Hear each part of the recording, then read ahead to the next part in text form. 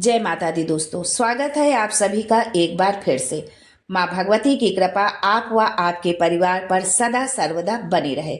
दोस्तों, यदि आप अपनी सभ्यता, संस्कृति, तीज त्योहार, धार्मिक जानकारी, वास्तु एवं ज्योतिष संबंधित उपायों के बारे में जानना चाहते हैं तो चैनल को सब्सक्राइब जरूर करिएगा।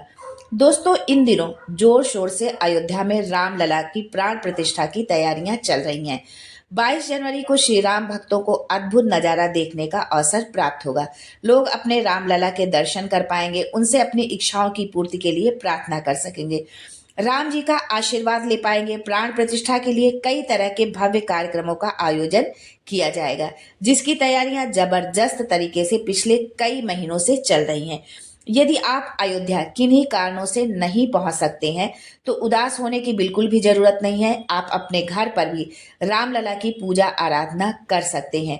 तो आइए जानते हैं कि घर पर प्राण प्रतिष्ठा के दिन किस तरह करनी होगी पूजा, किन किन बातों का रखना होगा हमको खास ख्याल, पूजन सामग्री में क्या चीज करनी होगी शामिल, भोग में हमें क्या अर्पित करना है और 22 जनवरी का दिन ही क्यों चुना गया रामलला की प्राण प्रतिष्ठा के लिए।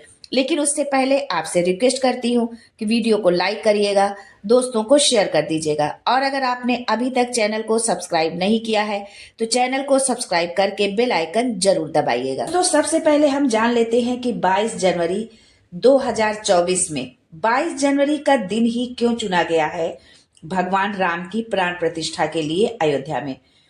दोस्तों, नए साल 2024 में 22 जनवरी का दिन बेहद शुभ है। 22 जनवरी को अयोध्या में प्रभु राम लला की प्राण प्रतिष्ठा होगी।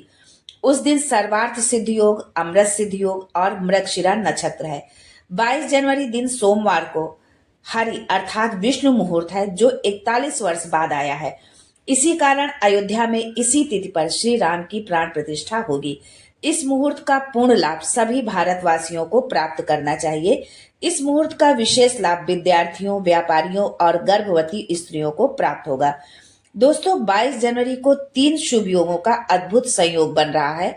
22 जनवरी को पौष शुक्ल पक्ष की द्वादशी तिथि रहेगी और मृगशिरा नक्षत्र रहेगा। इसके अलावा सूर्योदय से लेकर पूरे दिन सर्वार्थ सिद्ध योग और अमृत सिद्ध योग रहेगा। दिन खत्म होने के साथ ही रवि योग भी लग जाएगा। इन सब योगों में अभिजीत मुहूर्त के अंतर्गत रामलला की प्राण प्रतिष्ठा का कार्य संपन्न किया जाएगा।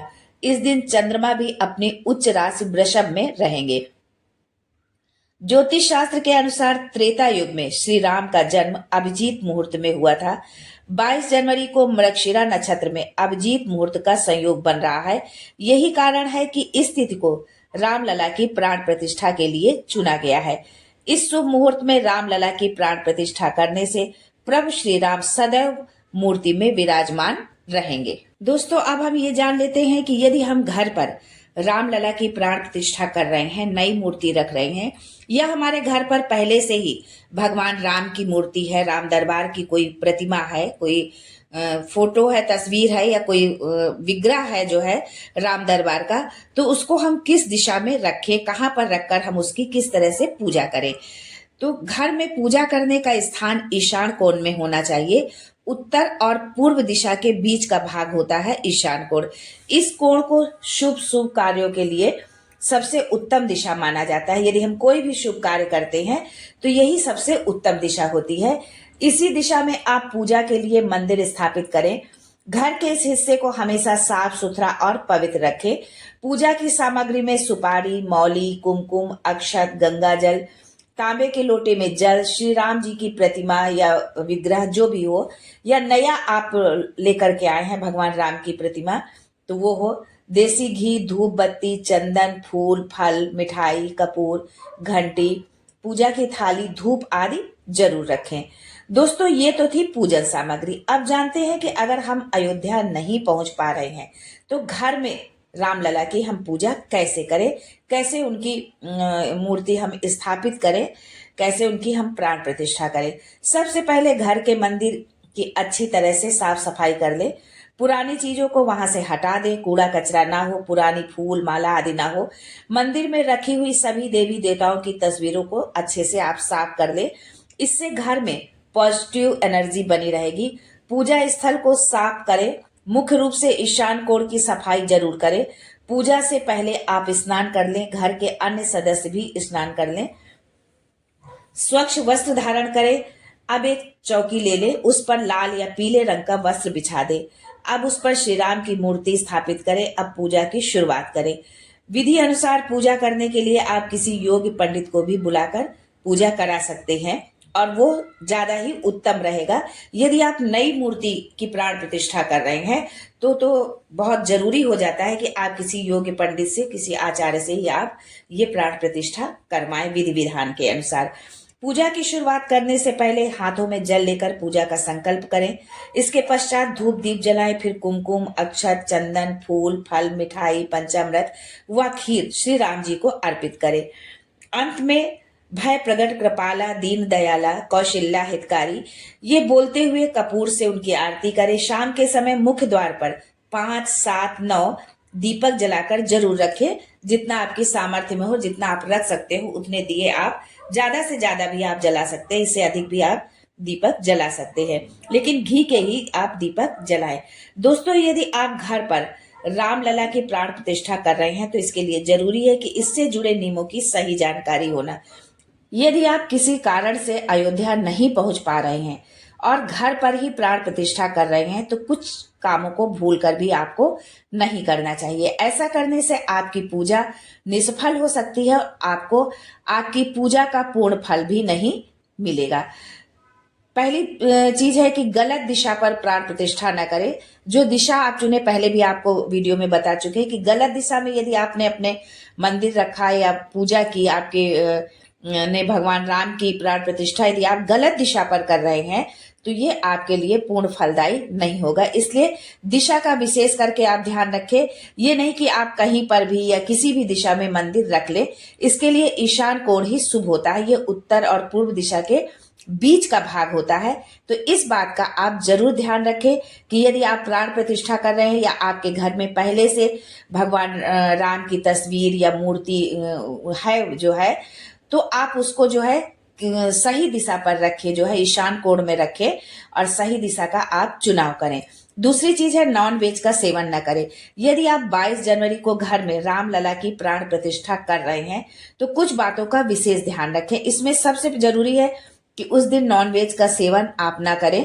दूसरा, शराब या अन्य कोई नशे वाली चीजों का भी सेवन ना करें। ऐसा करने से आपकी पूजा निष्फल हो जाएगी और इसके साथ ही घर में निगेटिव ऊर्जा का संचार बढ़ सकता है। तीसरी चीज है घर में गंदगी ना हो, घर साफ सुथरा होना चाहिए। घर को साफ सुथरा रखें। खास तौर पर पूजा के स्थान पर जहां पर आप पूजा कर रहे हैं उसको विशेष रूप से साफ सुथरा कर दें, शुद्ध रखें जो है। इसके लिए घर में रखे पुराने फूल या बिना काम की वस्तुओं को वहां से हटा दें। यदि कोई तस्वीर या मूर्ति खंडित हो गई है तो आप उसे भी वहां से पूजा के स्थान से हटा दें, क्योंकि कोई भी फटी पुरानी यदि कैलेंडर है या तस्वीर है या मूर्ति है जो खंडित हो गई है तो उसको आपको मंदिर में नहीं रखना चाहिए, पूजा स्थान में, तो उसको आप वहां से हटा दें। घर में रामलला की प्राण प्रतिष्ठा से पहले ज्योतिषाचार्य की सलाह जरूर लें। दोस्तों, ज्योतिषाचार्य की सलाह लिए बिना और शुभ समय पर विचार किए बिना प्राण प्रतिष्ठा करने से आपको इसके प्रतिकूल परिणाम मिल सकते हैं। इस पवित्र अनुष्ठान के लिए सबसे अनुकूल समय और अनुकूल ग्रह स्थिति निर्धारित करने के लिए एक कुशल ज्योतिषी का मार्गदर्शन लेना बहुत जरूरी होता है। और ये तब और भी जरूरी हो जाता है जब आप कोई नई मूर्ति आप लेकर के आते हैं, कोई नया विग्रह लेकर के आते हैं और किसी भी भगवान का, और आप उसकी यदि प्राण प्रतिष्ठा करते हैं तो शुभ मुहूर्त देखना बहुत जरूरी हो जाता है। अगर आप घर के मंदिर में प्रभु श्री राम के बाल रूप को स्थापित करने जा रहे हैं और मूर्ति की प्राण प्रतिष्ठा कर रहे हैं तो आप इस बात का जरूर ध्यान रखें कि आप किसी गलत मुहूर्त में मूर्ति की प्राण प्रतिष्ठा ना करें। आप घर में भी उसी मुहूर्त में राम लला को स्थापित करें जिसमें राम मंदिर में मूर्ति की प्राण प्रतिष्ठा की जा रही है। आपको अभिजीत मुहूर्त में ही रामलला की मूर्ति घर में स्थापित करनी चाहिए। यदि आप गलत मुहूर्त में मूर्ति स्थापित करेंगे तो आपको पूजा का पूर्ण फल नहीं मिलेगा। यदि आपके घर में रामलला की मूर्ति है तो सबसे पहले उस मूर्ति का जलाभिषेक करें और पंचामृत से स्नान कराएं। इसके बाद एक बार फिर मूर्ति को जल से स्नान कराएं। कोशिश करें कि परिवार के सभी लोग मिलजुल कर इस दिन पूजन करें, जिससे समृद्धि बनी रहेगी और प्रभु राम का आगमन घर में होगा। रामलला को भोग में फल मिठाई तो आप अर्पित ही करें, लेकिन इसके साथ ही आप इस दिन आटे की पंजीरी, पंचामृत और खीर का भोग अवश्य लगाएं। यदि आप रामलला की प्राण प्रतिष्ठा के दिन इस तरीके से पूजन करते हैं तो आपके घर में सदैव खुशहाली बनी रहेगी और समृद्धि आएगी। आज के लिए बस इतना ही दोस्तों, मिलते हैं अगले वीडियो में एक नई जानकारी के साथ। तब तक के लिए जय Shri Ram and thanks for watching my video.